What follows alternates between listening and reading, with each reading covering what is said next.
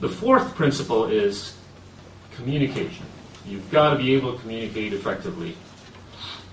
Political leadership in a democratic system rested on one's ability to persuade. I take this a step further and argue persuasion is indispensable for leadership, regardless of context, as coercion will ultimately backfire because it breeds resentment.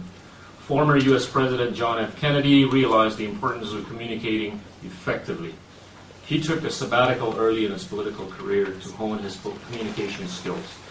Early staffers remembered how Kennedy was an awful orator, fumbling for words, racing through his script, speaking too fast in a voice that was both tense and high-pitched.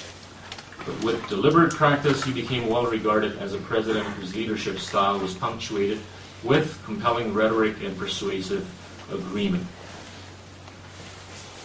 argument. Communicating effectively also is important as a leader.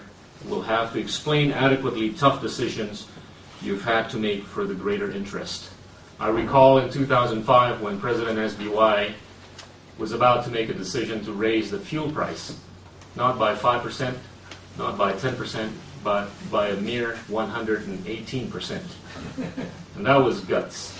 And that would have required the ability to communicate effectively with all the stakeholders, whether it's the parliament and the other guys within the political system. And you've got to put that in the context of a country that was just so young in a democratic sense, that was so young in learning how to globalize through a democratic setting.